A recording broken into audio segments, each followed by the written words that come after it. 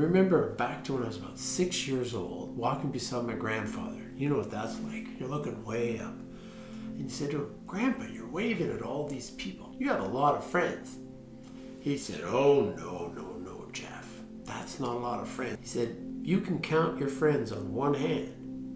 Then you're a very fortunate person." Today's video is about building friendships. And we're going to look at several different aspects of friendship and how we can make our friendships stronger, be more supportive for ourselves and for those people that we connect with. Part of figuring out who your friends are figuring out your core values and their core values.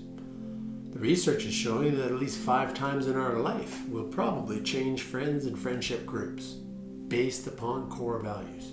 As we fine-tune our values, what we like, what we think's healthy and less healthy, how we change our behaviors, of course our friendship groups can change. So having a couple of close friends, usually those would be people that are in agreement with our core values and they kind of follow the core values. But you want to have friends as well that aren't on the same page, that don't necessarily have the same core values. That can make a friendship richer, broaden our perspective, and that's always good for personal growth. Maybe you want to thank your friends for the different opinion they have, even if it doesn't agree with yours. That's hard for me to do. Might be hard for you to do too. Thank you for an alternative view. And genuinely appreciate it, contemplate it, and carry it away for consideration. Our relationships are built on strengthening and building one another up. So being there for a friend to encourage them in times of trouble, being there for them to highlight those things about them that drew you to them in the first place. And that's a mutual thing, back and forth between friends, to share that support, not just support with helping each other out, like, oh, can you pick the kids up, but being there for emotional support is so crucial, and a two-way street. Sometimes one person feels overwhelmed by having to support the other. So we want to also become a really good listener when we're supporting a friend. It's great to be able to share our troubles and our issues and our triumphs too. But we also want to be there to listen. And that's what makes a really good friend, is that person that is willing to listen and share. It's a give and a take situation where we both are growing and we both are coming to a better understanding of one another. Many people will come in and they'll say, "They did this, I can't see them anymore, they're not my friend anymore." Sometimes it's repairing and healing friendships. Friendship involves loyalty. Even when we make errors, because every human will make errors, poor decisions, poor judgments, they're not necessarily mistakes. A friend of yours might have made a poor decision, really hurt you, upset you. Dig deep.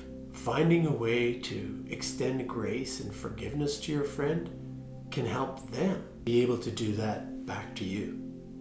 They might not be the first one to do that. You might be the first one to do that. Even to reach out and say, "I forgive you for what happened there."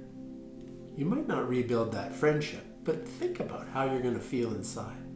Knowing that you've extended that olive branch, you've put some closure to that situation, and it leaves the door open if they ever wanted to reach out down the road. You've let them know that you're available.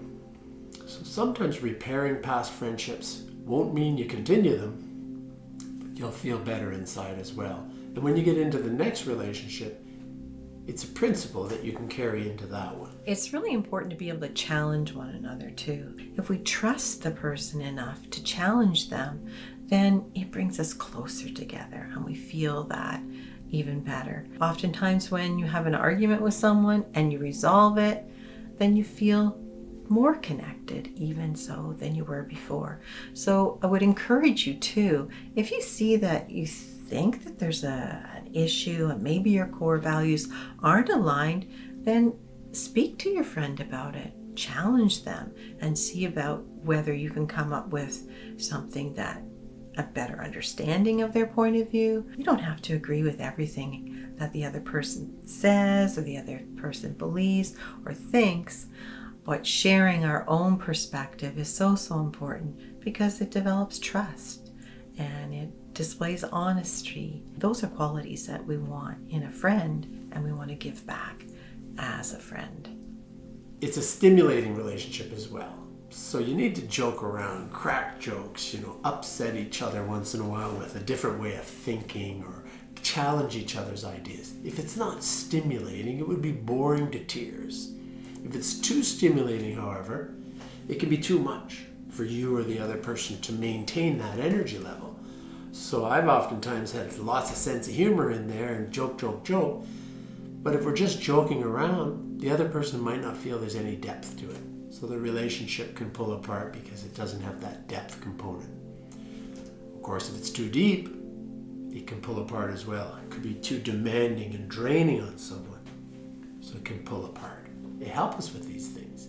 Having balance, knowing what the right level of depth in conversation, how much levity to bring into the conversation, how to help each other share our personal disclosures about life and our feelings and things that are going on in our day-to-day family life. And also to have fun. Our YouTube channel is Finding Solutions Together, and we're making these videos to help people with their mental fitness. If you liked our video, please click subscribe. Thanks for watching. Take care out there. And God bless.